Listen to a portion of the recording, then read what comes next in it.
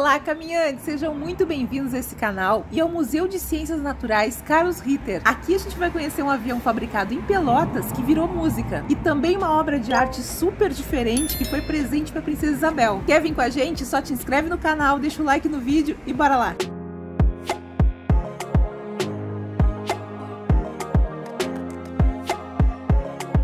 E aí pessoal, tudo bem com vocês? Hoje o Urbanista Caminhante começa bem aqui, na nossa velha e querida Praça Coronel Pedro Osório. Estamos bem em frente ao Museu do Doce, que nós visitamos no episódio anterior. Olha, se tu não viu, não perde, porque tá muito legal esse episódio. E pra facilitar pra ti, ele vai ficar linkado aqui em cima no card. E tu que já assistiu o episódio anterior, já tem uma noção do que a gente tá fazendo aqui. Porque eu contei pra vocês que aqui ao redor da praça tem um circuito de museus gratuitos. E alguns deles as pessoas nem conhecem. Então a gente tá aproveitando essa fase de Fena Doce, que tem gente vindo pra Pelotas de todos os lugares do Brasil para conhecer o que a gente pode fazer aqui numa tarde no centro histórico. E o próximo museu que a gente vai conhecer tá bem na nossa frente. Ele ocupa outro casarão super bonito aqui da praça, que é o Casarão 1. Na verdade são duas casas independentes, geminadas, que tem a planta rebatida, então são iguaizinhas. E como vocês podem ver também, hoje o museu tá fechado. Mas como tudo no maravilhoso mundo do YouTube é possível, a gente vai cortar direto pro dia que a gente voltou aqui e tava aberto. Essas casas geminadas foram construídas a mando do senador e diretor do Banco Pelotense, Joaquim Augusto de Assunção. Só que um detalhe, ele era dono da quadra inteira. Como ele tinha 4 filhas, ele começou a construir casas para presentear elas. E aqui na esquina sobrou esse terreno que foi dividido entre as 2 filhas que se casaram por último. Por isso que são 2 casas iguais rebatidas, a 1 e a 3. Só que o museu só ocupa a número 1. O projeto foi trazido da Inglaterra e foi executado por Caetano Casareto.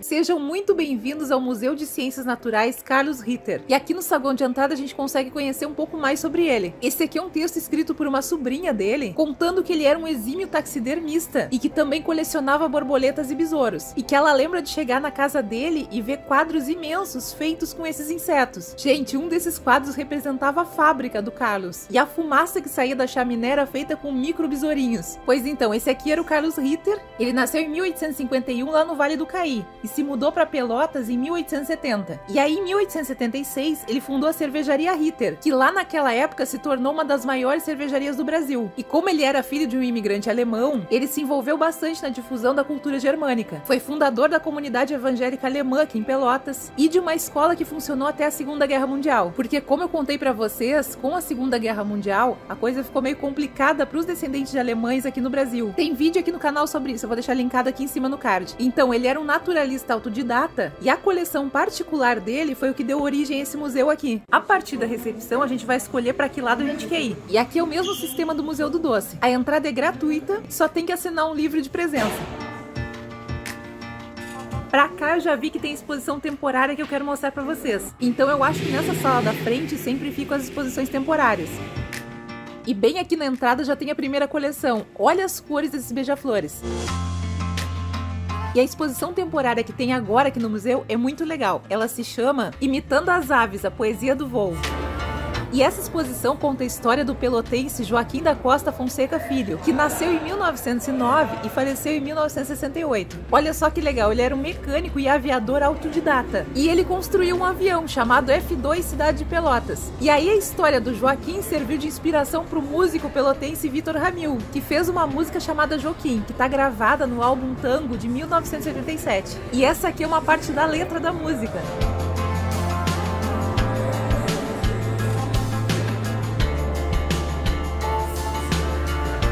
Fazendo a leitura pelo celular aqui, dá pra ouvi-la tanto no Spotify quanto no YouTube. Infelizmente não dá pra colocá-la aqui no vídeo por causa de direitos autorais. Mas se tu ficou curioso, dá pra procurar ela bem facinho. E o nome é Joaquim mesmo, tá? Não tem A, não é Joaquim, é Joaquim. Essa primeira sala aqui se abre pra praça. E daqui a gente consegue ver o Museu do Doce.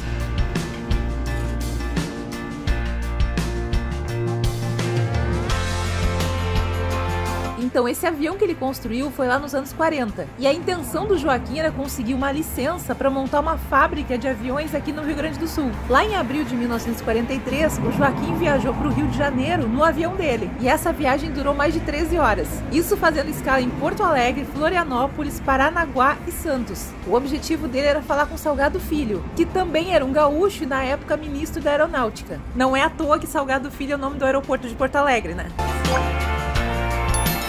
E aí lá no Rio, o avião dele foi submetido a vários testes e foi aprovado em todos. Só que mesmo assim ele nunca conseguiu a licença. Mas o cara era tão visionário que ele já tinha construído um avião antes desse, o F-1. Isso lá em 1939. Tá aí, ó, se não fosse a burocracia, Pelotas poderia ter tido uma fábrica de aviões. Tá, mas aí tu vai me perguntar, o que tem a ver a história do avião de Pelotas com o Museu de Ciências Naturais? E aí eu vou te responder que tem tudo a ver. Olha isso. Essa parte da exposição nos mostra como a natureza, principalmente a observação dos pássaros, influenciou e influencia no design de aeronaves.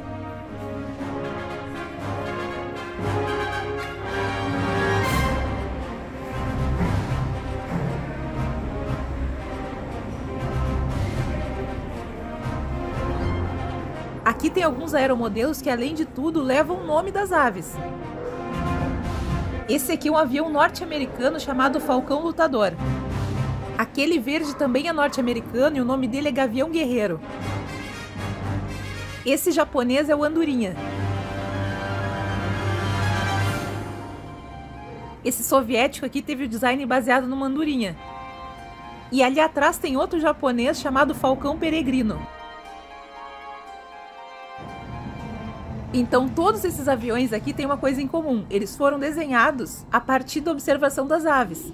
Olha aqui que lindo esse expositor, bem na recepção. Ele fala um pouco sobre o bioma Pampa, que é o ecossistema típico aqui da metade sul do Rio Grande do Sul, e que se espalha também pelo Uruguai e pela Argentina. E eles destacam que entre as espécies típicas aqui do Pampa estão a ema e o tamanduá-mirim.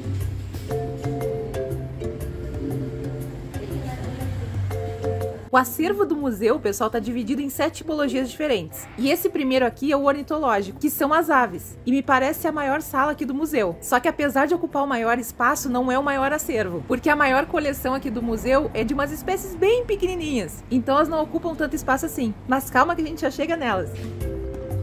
Esse aqui parece estar olhando diretamente pra gente. Uma coisa bem legal desse museu que eu mostrei pra vocês antes ali é que algumas espécies têm um QR Code. Então provavelmente tu consegue mais informações sobre aquela espécie usando o celular. Esse aqui é o famoso Socó. E pelo que eu tô vendo aqui, a maior parte dos itens é lá da década de 80. Esse aqui é de 88. Ó, aqui tá o QR Code do Quero-Quero. O Quero-Quero é uma ave super típica daqui. E eu posso estar falando uma grande bobagem, tá? Mas ele me remete muito à serra. Lá na região da Serra Gaúcha, de manhã a gente ouve muito Quero-Quero. Olha as cores desse bichinho aqui. Sabe o que ele parece? Aqueles pássaros de desenho animado. Aqueles personagens da Disney e Pixar super coloridos.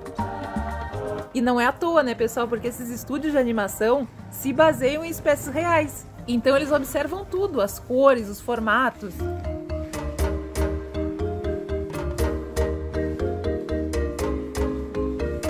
Uma das coisas que eu jamais esperava encontrar por aqui é uma das espécies se alimentando. Olha o peixe, eu acho que é um peixe na boca desse bicho. E pra quem se interessou por conhecer ele, o nome dele é biguá. Nunca nem tinha ouvido falar. Mas essa pose em que ele foi conservado, parece que ele tá vivo, né?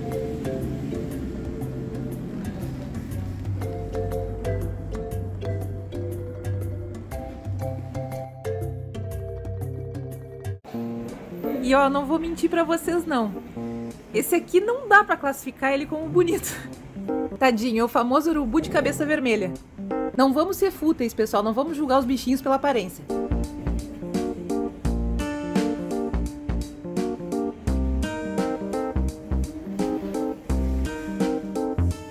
Olha, aqui tem um painel muito legal que é sobre a evolução das aves. Então ele vai desde as primeiras que se tem registro até as mais atuais. Existem no mundo cerca de 10 mil espécies de aves. Olha só, a filogenia é a representação do parentesco evolutivo entre as espécies, lembrando uma árvore genealógica de uma família humana. E ele nos mostra que a ema e as perdizes são mais aparentadas entre si do que qualquer outra espécie. E o mesmo se pode dizer com relação aos passarinhos e aos papagaios, araras e periquitos. Eles são considerados grupos irmãos, pois são descendentes de um único e mesmo ancestral comum.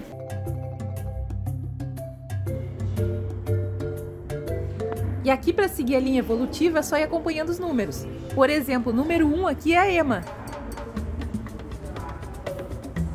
Aí depois vem a codorna comum, a diferença de tamanho da codorninha do lado da ema.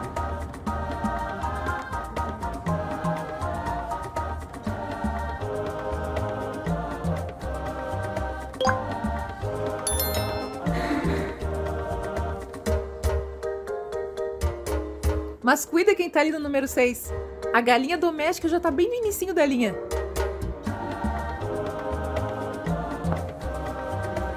E a marreca piadeira que parece ter um lencinho na cabeça. Não parece uma touquinha preta?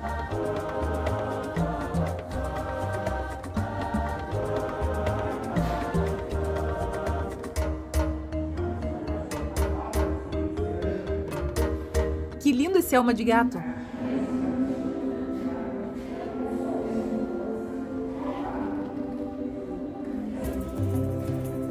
Só a pata desse aqui é do tamanho do beija-flor.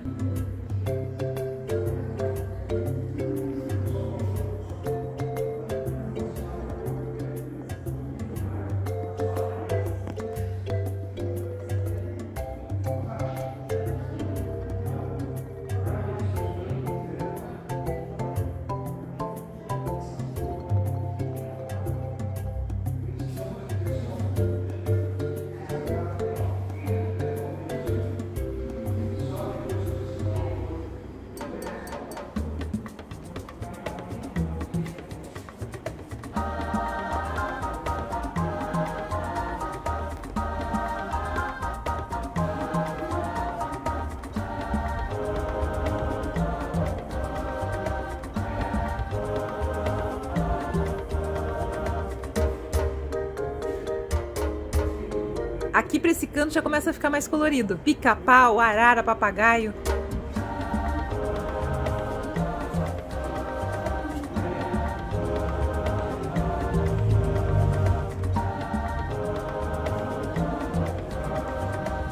E vai terminar lá no Banhaçu Frade. Essa aqui é a parte dos gaviões e tem até ovinho. Olha que estiloso esse aqui. Olha o penteado dele. É um estilo meio arrepiado, meio desfiado, super moderno. E aqui a gente tem uma versão mais conservadora do penteado. É uma versão mais elegante, provavelmente deve ser moda na Europa. Deixa pra mim aqui nos comentários qual que tu mais gostou.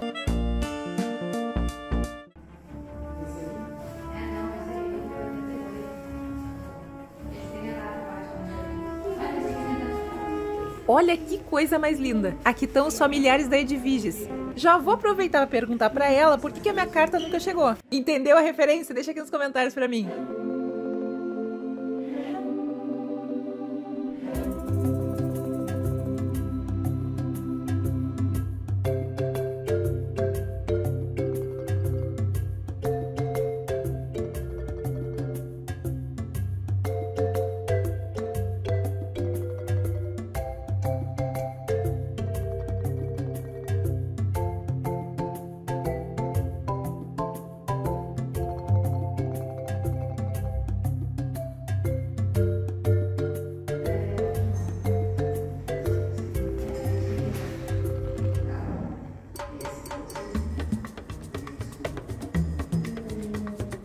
Olha que diferente o tamanho do olho dele em comparação com o tamanho do biquinho. Parece um bichinho de pelúcia, né? E o nome dele é Curucão.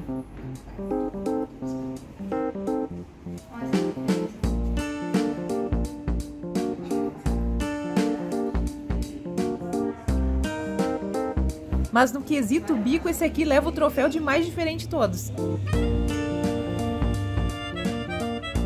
Não é à toa que o nome dele é colhereiro. O bico dele é basicamente uma colher.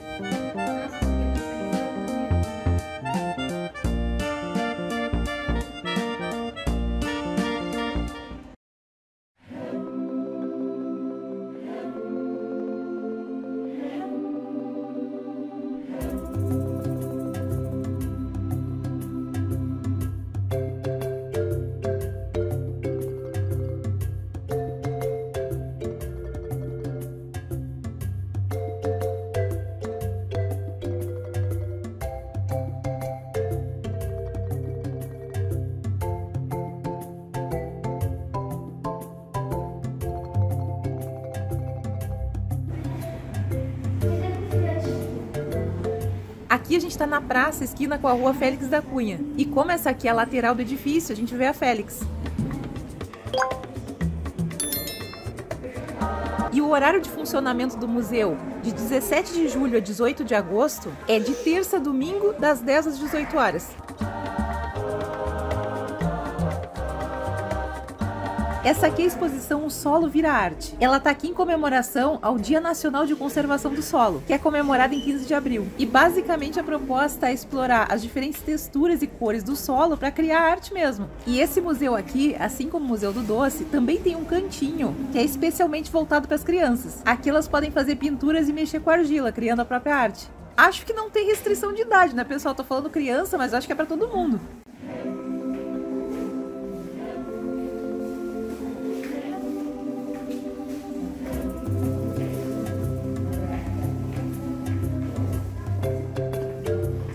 Olha a explicação sobre esse quadro aqui. Esse quadro é o resultado da pintura feita com solo pelas cerca de 300 crianças das escolas públicas de Pelotas, que participaram da primeira ciranda agroecológica.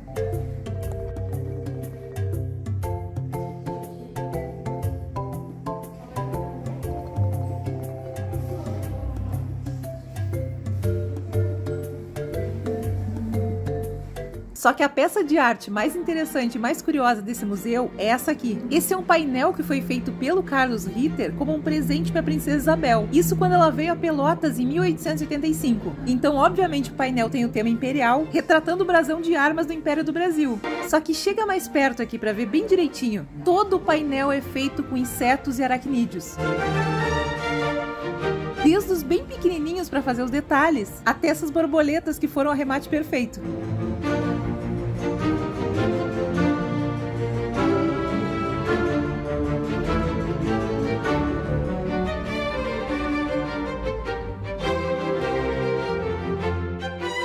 E olha só o que eu encontrei aqui.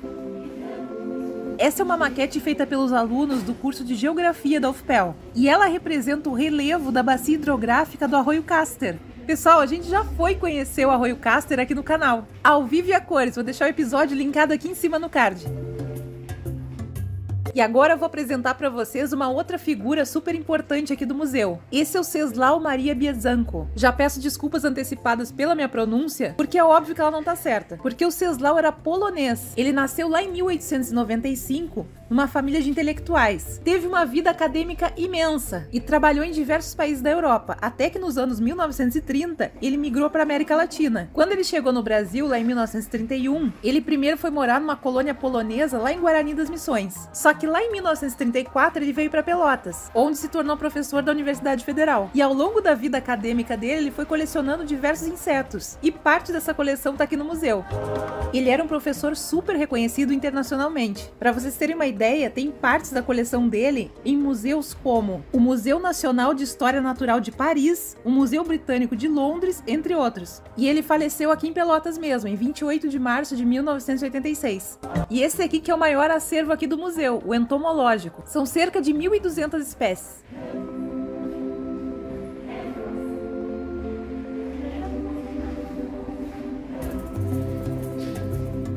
Ah, e eu quero dedicar esse episódio de hoje pro meu amigo Cristiano Mariano. Ele é lá do canal Bicho Geográfico e adora o museu. Aliás, se tu gosta desse tipo de conteúdo, dá uma passadinha no canal dele porque tu vai adorar. O canal tá aqui na descrição do vídeo.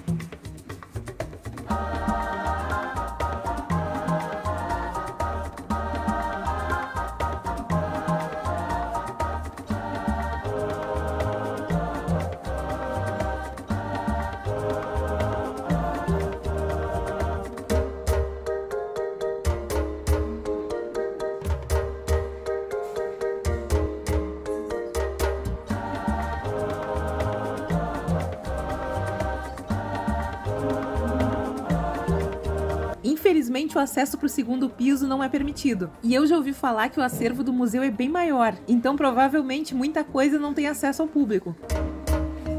E eu fiquei curiosa não só com o acervo, mas para saber como é que é a casa lá em cima. E aqui flutuando sobre a nossa cabeça tem o que eu acho que é um jacaré.